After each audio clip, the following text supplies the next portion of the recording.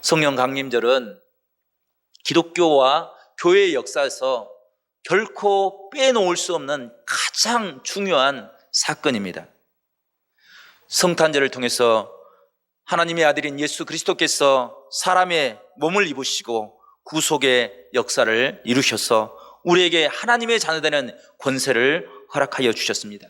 십자가의 사건을 통해서 대속의 은총을 베풀어 주시고 죄의 권세에서 우리를 해방시켜 주시고 사망의 권세를 이기시고 부활하심으로 우리에게 참된 소망의 능력을 베풀어 주셨습니다. 주님께서 승천하신 후 남겨진 제자들과 그 제자들이 이루어가야 될 공동체, 교회를 위해서 주님께서 한 가지 약속을 해주셨습니다. 그것이 바로 성령입니다. 주님이 승천하신 후에 남겨진 제자들이 유대인들의 박해와 핍박을 통해서 두려움과 염려 속에서 살고 있었습니다. 하지만 그들은 두려움 때문에 신앙을 포기하지 않았습니다. 주님께서 약속하신 그 성령을, 하나님의 은혜를 날마다 간구하고 구해야 했습니다. 하나님 불쌍히 여겨주시고 이 두려움에서 우리를 건져달라고 눈물로 기도할 때 놀라운 하나님의 은혜가 임하였습니다. 기도하였던 120명의 성도들에게 하나님의 성령이 임하였던 것입니다. 불같은 성령이, 바람같은 성령이 강력하게 역사하여 주셔서 그들의 심령을 뜨겁게 하여 주시고 오직 하나님만을 바라보는 믿음의 은총을 베풀어 주셨습니다. 성령을 경험한 성도들은 내가 누구인지를, 세상과 삶 속에서 세상과 나 자신을 비교하면서 소외당하고 힘들고 어려운 시간들을 보내왔던 그들이 내가 하나님의 자녀인 것을 깨닫고 그 하나님의 자녀가 세상에서 감당해야 될 사명을 깨달음으로 그들의 정체성을 확립해 나갔습니다. 또한 교회가 어떤 사명을 감당해야 될지를, 그 교회를 통해서 이루어가야 될 공동체가 어떤 모습이 되어야 될지를 깨닫게 해 주었습니다. 그들은 두려움의 문을 박차고 나가서 하나님의 복음의 은혜를 증거하였습니다. 예수 그리스도만이 우리의 구원자입니다. 주님만이 우리의 구원의 능력입니다. 주님이 하나님의 아들이시고 우리를 위해서 이 땅에 사람의 몸을 입으시고 오신 성자입니다. 그 증거를 외칠 때 놀라운 기적의 역사가 일어났습니다. 당시에 예루살렘 성전에 많은 사람들이 모여들었습니다. 그 사람들 중에는 나라가 다르고 언어가 다르고 지역이 다른 사람들이 많이 몰려들었습니다. 그런데 제자들이 외쳤습니다. 예수 그리스도가 우리의 구주입니다. 우리의 구원자입니다. 라고 외칠 때 그들이 자신의 언어로 그 이야기를 듣게 되었습니다. 그리고 그 선포 때문에 그들이 하나님의 구원의 자리로 돌아와서 하나님의 은혜 안에 서게 되었다는 것입니다. 신비한 방언의 역사가 일어났습니다. 뿐만 아니라 병자를 위해서 기도하면 그 질병에서 치유받고 회복받는 놀라운 은혜가 임하였습니다. 안진뱅이를 잡아 일으키면 그곳에서 기적이 일어나서 안진뱅이가 벌떡 일어났습니다. 귀신을 향하여 외치면 예수 그리스도의 이름으로 명령하면 귀신이 떠나갔습니다. 어둠의 권세들이 물러가고 삶의 문제들이 풀려졌습니다. 그리고 이것이 참된 신앙의 능력이구나 깨닫는 그런 은혜를 성도들에게 하나님께서 베풀어 주셨습니다. 뿐만 아니라 지금까지 살아왔던 삶의 모습을 돌이켜보며 회개하며 돌이켰습니다. 지금까지 내가 헛된 것을 붙잡고 살아왔던 그 모든 것들을 깨닫게 하시고 그리고 오직 우리의 구원의 능력이 되신 예수 그리스도만을 붙잡는 믿음의 은혜를 베풀어 주었습니다. 이 역사로 인해서 성도들은 힘을 얻었습니다. 세상의 어떤 것들보다 더 중요한 능력이 예수 그리스도의 이름 안에 있다는 것을, 성전 안에 있다는 것을, 교회에 있다는 것을 깨닫고 모여서 예배하며 찬양하며 주 앞에 섰습니다. 담대한 믿음의 능력을 허락하여 주셨습니다. 이 은혜가 초대교회의 모든 성도들에게 임하여서 부흥의 역사를 이루었습니다. 3,000명, 5,000명 회개하는 역사가 일어났습니다. 하나님의 품으로 돌아와서 참된 은혜를 회복하고 답답하고 곤고한 심령들이 새 힘을 얻게 되고 하나님의 은혜를 회복하는 능력을 갖게 되었습니다. 교회는 아는 사람들이 모여서 친교를 나누는 것이 아닙니다. 하나님의 성령을 경험함으로, 하나님의 능력을 경험함으로 교회가 교회되는 능력을 회복하는 것, 그것이 교회인 줄로 믿습니다. 우리 한국교회도 이런 놀라운 기적의 역사들, 성령의 역사들이 일어났습니다. 그들이 성령을 경험하고 빛된 사명을 감당하고 부흥의 역사를 이루었습니다. 그 대표적인 중심에 주기철 목사님이나 김익도 목사님이나 길선주 목사님이 계셨습니다. 이 목사님들이 지금까지 내 지혜를 의지하고 내 욕망을 위해서 살아왔던 것을 회개하고 돌이키고 하나님 앞에 엎드려 기도할 때 성령을 경험하게 되었습니다. 그 능력으로 나라와 민족을 위해서 기도했습니다. 상처진 사람들, 고통받는 사람들, 그들을 위해서 기도했습니다. 당시에 많은 사람들이 물질적으로, 신분적으로 소외받고 차별을 받았습니다. 그러나 교회에 오는 사람들은 누구도, 어떤 사람도 차별을 받지 않았습니다. 가난한 사람들과 함께 나누는 은혜가 있었습니다. 옹졸하지 아니하고 자신의 뜻대로 판단하지 아니하고 하나님의 사랑으로 너그러운 마음을 가지고 교회가 하나 되는 놀라운 기적을 이루었던 것입니다. 그 모습을 보여줄 때 사람들이 교회 안에 임하시는 하나님의 은혜를 깨닫게 되었습니다. 뿐만 아니라 초대교회 성도들은 온전한 마음을 가지고, 갈급한 심령을 가지고, 기쁨과 감사하는 마음을 가지고 주의 성전에 모여들기를 기뻐하였습니다. 부르짖어 간구할 때, 뜨거운 심령으로 주의 이름을 부를 때 하나님의 은혜를 경험하였던 것입니다. 주의 사랑으로 하나 되어 섬길 때 마치 초대교회 성도들이 이루었던 아름다운 공동체처럼, 그런 아름다운 공동체를 초대교회도, 우리 한국교회도 경험하게 되었습니다. 이것이 놀라운 부흥이 되어서 지금 우리가 주의 전에 나와서 예배하고 찬양하는 그런 신앙을 갖게 된 것입니다. 성도 여러분, 이것이 성령을 경험한 교회의 모습입니다. 그런데 이 모습이 점차 사라지게 되고 그 능력을 잃어버릴 때 교회는 세상의 비난을 받게 되고 손가락질을 받는 그런 어려운 가운데 빠져 있습니다. 오늘 이 성령 강림주를 통해서 우리가 구해야 될 능력이 무엇인지를 우리 모두가 다시 한번 깨닫는 귀한 역사가 있기를 간절히 축복합니다. 그래서 우리 모든 성도들이 주의 성전에 나와서 하나님의 능력을 구하는 복된 믿음의 사람들이 될 수 있기를 간절히 축원합니다. 견딜 수 없는 심령을 가지고 새벽마다 주의 성전에 몰려와서 이 나라 민족을 위해서, 가정을 위해서 하나님의 은혜를 위하여 간구할 때 이 땅이 변화되고 구원의 역사가, 부흥의 역사가 일어나는 귀한 역사가 있기를 간절히 바랍니다. 초대교회 성도들이 두려움을 떨치고 주님 앞에 기도할 때 그 기도의 시간이 결코 짧은 시간이 아니었습니다. 자신의 생명이 위협받고 있었습니다. 그럼에도 불구하고 그들은 그 위협 속에서도 하나님의 은혜를 간구하였습니다. 어쩌면 우리에게 필요한 시간이 이 초대교회 성도들이 기도했던 그 기도의 시간이 아닌가, 이런 생각을 해봅니다. 더딘 시간일지도 모릅니다.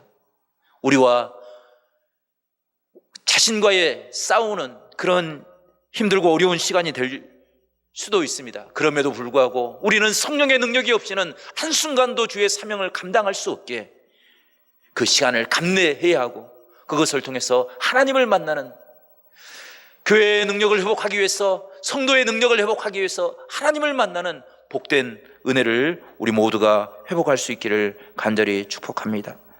성령을 깨닫게 되면 그 성령이 하나님의 말씀을 통달하여서 우리에게 온전한 하나님의 은혜를 이루어 주실 줄로 믿습니다. 성령 강림을 통해서 온 성도들이 삶 가운데서 하나님을 만나고 그 은혜를 경험하고 그 은혜를 통해서 변화된 삶을 살았던 것처럼 우리에게도 그런 축복의 역사가 있기를 간절히 축원합니다.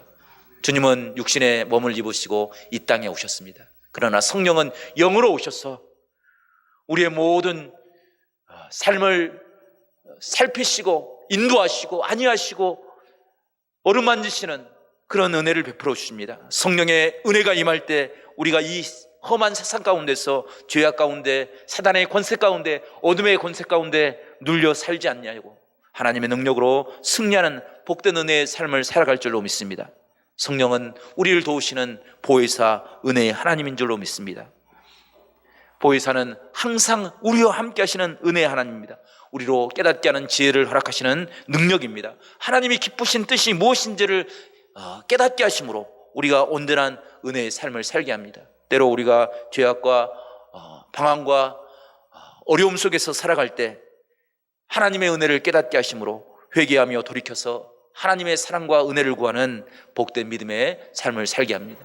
주의 성령이 임하게 되면 우리의 마음이 열리는 축복의 은혜가 일어날 줄로 믿습니다. 이웃을 향해 마음이 열려서 그들을 향한 영혼을 뜨겁게 사랑하는 은혜를 통해서 그 영혼에게 주의 복음을 증가하고 봉사하고 섬기고 하나님의 영광을 드리는 복된 은혜가 일어날 줄로 믿습니다. 성령은 우리를 책망하는 영입니다. 우리가 잘못된 길로 걸어갈 때 우리에게 찾아오셔서 우리의 심령 가운데 하나님의 말씀을 허락하여 주시고 돌이켜 하나님의 은혜를, 하나님의 능력을 구하는 은혜의 자리로 인도하시는 축복인 줄로 믿습니다. 그래서 오늘 본문은 온 성도들을 향해서, 온 세계 많은 교회를 향해서 담대하게 선포하고 있습니다. 성령의 충만함을 받아라.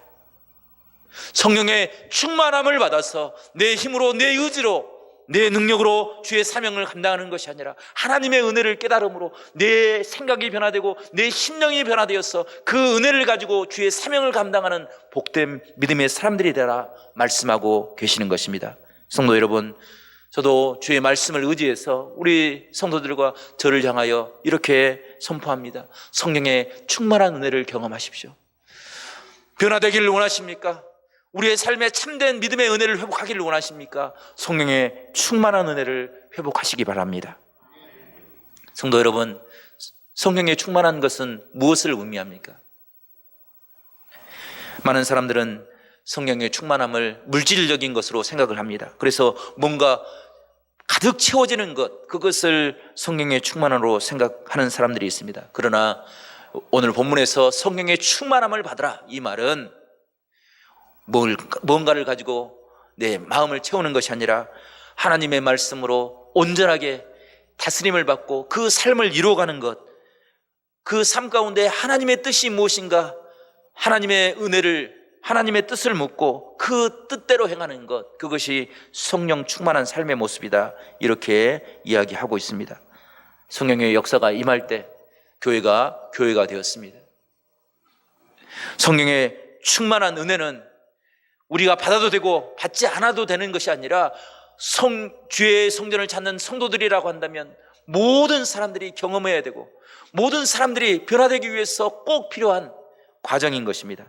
그래서 주님께서는 승천하신 후에 제자들을 향해서 이렇게 선포하셨습니다. 사도행전 1장 8절, 오직 성령이 너희에게 임하시면 너희가 권능을 받고 예루살렘과 온 유대와 사마리아와 땅끝까지 이르러 내 증인이 되리라. 아멘.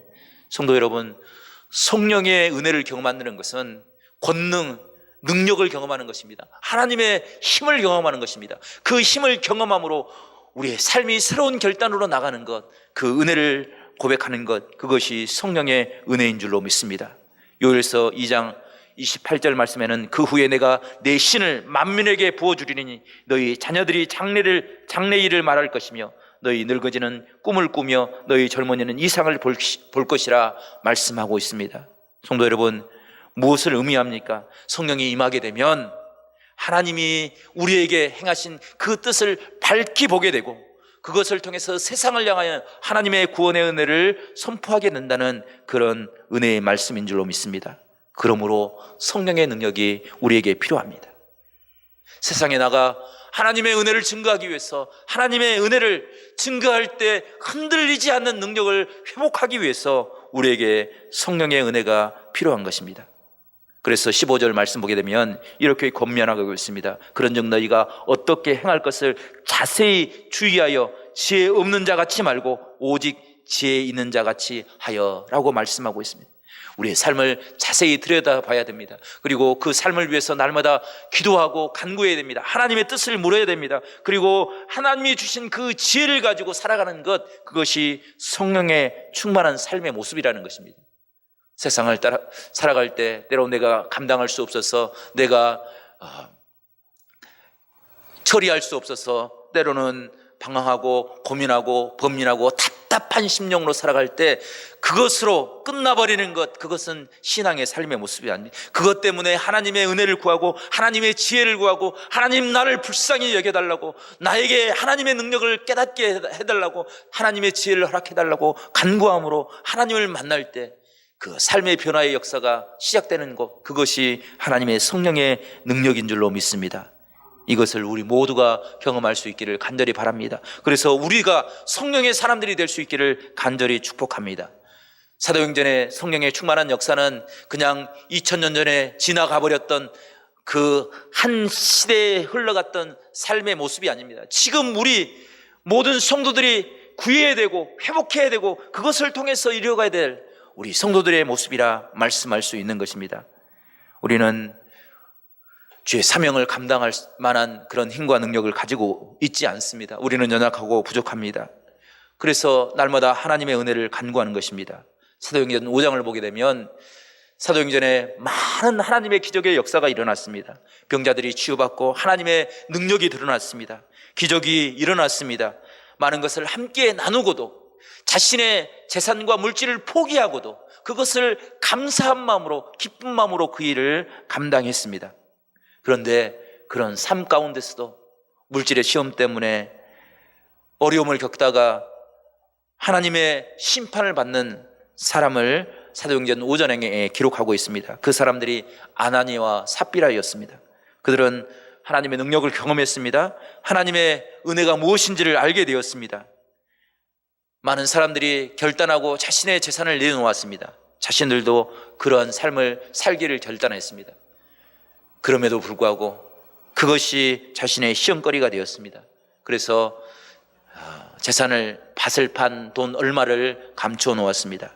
그리고 베드로를 속이고 성령을 속였습니다. 그러므로 그들은 재앙을 받고 화를 당하였습니다. 이것이 우리들의 모습입니다. 우리가 누구이든지 간에, 우리가 어떤 직분을 가졌든 간에 우리는 그런 시험에 걸려 넘어질 수밖에 없는 연약하고 지혜 없고 무지하고 어리석은 사람들입니다. 그러기에 성령의 도우심과 성령의 조명과 성령의 인도하심이 필요한 것입니다. 우리는 날마다 현실에 비춰서 세상과 타협점을 찾으려고 신앙을 이용하려고 하는 그런 어리석은 모습을 보일 때가 있습니다. 그런 모습들이 때로는 신앙의 타락과 자유주의와 혼합주의를 만들어내게 됩니다. 어떤 사람들은 신앙을 이용해서 자신의 야욕을, 자신의 욕망을 채우는 이단과 사이비를 만들어내는 그런 어리석은 자리에 서는 것을 보십니다. 그런데 이런 순간에 우리가 시험에 들지 않기 위해서 간구하고 기도해야 될 것이 성령의 도우심입니다. 성령이 없이는 우리는 우리 생각대로, 우리의 뜻대로 살아갈 수밖에 없습니다. 교회의 법도, 교회의 질서도 때로 무시하며 살아가는 사람들도 있습니다. 교회의 위기 아니라 교회에 거치는 존재가 되는 경우를 발견하게 됩니다. 신앙은 내 중심이 아니라 내 중심에서 하나님 중심으로 중심이 옮겨가는 그런 역사가 신앙의 역사요, 성령의 충만한 은혜인 줄로 믿습니다. 성도 여러분, 우리의 삶의 중심과 관심이 하나님께로 옮겨지는 그런 놀라운 축복이 있기를 간절히 축원합니다. 그것이 세상을 이기는 능력이 될 수 있도록 날마다 하나님 앞에 설 수 있는 복된 믿음의 사람들이 될 수 있기를 간절히 축원합니다. 그래서 16절은 이렇게 우리에게 교훈하고 있습니다. 세월을 아끼라, 때가 악하니라. 세상이 악하다는 것입니다. 우리의 삶의 환경이 악하다는 것입니다. 그래서 세월을 아껴 하나님의 지혜를 구하는 믿음의 삶을 살아가라 이야기하는 것입니다. 세상을 무엇으로 이길 수 있습니까? 내 힘으로 이길 수 있습니까? 내 힘으로 이길 수 없기에 하나님의 은혜를 구하고 하나님의 능력을 구하는 것, 그것이 신앙의 은혜인 줄로 믿습니다. 성경은 우리의 약한 인생의 모습을 이렇게 비유합니다. 바람에 나는 겨와 같다. 안개같이 아침에 있다가 사라져버리는 안개와 같은 존재이다 라고 이야기합니다. 시편 102편 3절에는 연기와 같은 존재가 우리 인생의 모습이다 라고 이야기합니다. 고린도전서에서는 질그릇과 같은 모습이 우리의 모습이라는, 쉽게 깨어져 버리고 쉽게 절망하고 좌절하는 삶, 그 삶의 모습, 그것이 우리들의 모습이라 이야기하고 있는 것입니다. 그래서 우리는 날마다 하나님의 은혜를 구하는 것입니다. 하나님의 은혜 앞에 설 때 세상을 닮아가지 않냐고 성령의 충만한 은혜로 날마다 우리의 심령이 새로워지고 뜨거워질 때 그 안에 하나님의 역사가 일어날 줄로 믿습니다. 성령의 충만한 은혜를 경험한 사람들은 어떤 삶을 살아갑니까? 첫 번째, 18절 말씀처럼 술 취하지 말고 성령에 취하라, 충만함을 받으라 라고 이야기하고 있습니다. 술 취한 사람들은 지혜가 없어서 어리석은 일을 범하는 것이 아닙니다. 술이 그를 지배하기에 그는 규율도 없고 질서도 없고 사람도 알아보지 못합니다. 그러나 성령이 우리를 주장하면, 그 성령의 은혜가 우리를 다스리면 성령의 사람이 되고 성령의 능력을 회복하는 줄로 믿습니다. 초대교회 7 집사들은 성령의 충만한 삶을 살았습니다. 그들은 자신들이 맡긴 그 사명을 감당하기 위해서 자신의 모든 것들을 다 내려놓았어요. 목숨까지도 하나님 앞에 충성하는 귀한 도구로 사용된다고 한다면 주님 앞에 온전히 드렸습니다. 디모데 전서 3장 8절을 보게 되면 성령의 충만한 일꾼들은 그들은 단정하고 모든 일에 충성하였다라고 이야기하고, 왜 충성합니까? 무엇이 충성입니까? 하나님이 나를 보고 계신다는 그 사실을 알기에 성실로 사람 앞에서 사람 보기 위해서 살아가는 것이 아니라 하나님, 아니 계신 곳이 없는 그 능력의 하나님이 우리를 보시고 계시다는 그 삶의 은혜를 깨달았기에 정직한 모습으로, 성실한 모습으로 살아가는 것, 그것을 충성이다 이야기하고 있습니다.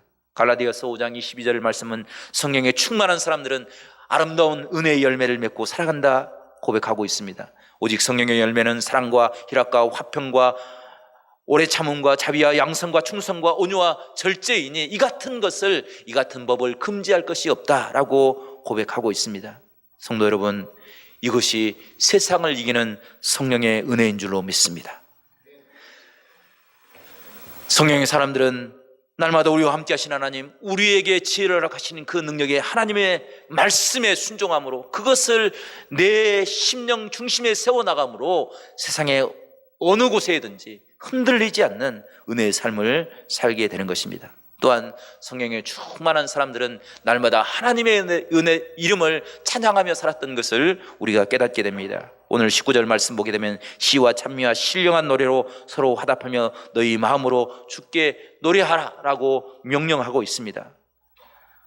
찬양은 세상을 이기는 능력입니다. 찬양은 하나님을 향한 고백이고 곡조가 달린 기도입니다. 하나님의 능력을 구하기에, 하나님의 은혜가 그 마음을 붙잡아 주기에 그는 어떤 상황 속에서도 절망하지 않냐고 하나님의 은혜를 드러내는 복된 삶을 살아가게 됩니다. 옥중에서도 흔들리지 않습니다. 환난 가운데서도 절망하지 않습니다. 캄캄하고 어두워도 그곳에서 어둠 때문에 좌절하지 않냐고 하나님의 능력을 드러내는 사람, 그 사람이 복된 믿음의 사람, 찬양하는 은혜의 사람인 줄로 믿습니다. 찬양하면 사단이 물러가게 되고 어둠의 권세가 떠나가는 역사가 일어날 줄로 믿습니다. 우리 안에 참된 영혼의 기쁨을 회복하는 능력이 찬양의 은혜인 줄로 믿습니다. 인도 개척 선교사였던 스코트라는 목사님이 복음이 전파되지 않는 미개척지 선교지에 가서 복음을 전파하다가 저기를 품고 있는 한 무리의 사람들에게 붙잡히게 되었습니다. 그들은 긴 창을 가지고 그를 위협했습니다. 심장을 겨누고 죽이겠노라고. 스코트 선교사님도 그 위협 앞에서 이제 죽게 되었구나 라는 생각을 갖게 되었습니다. 그는 늘 자신의 품에 품고 있었던 바이올린을 꺼내서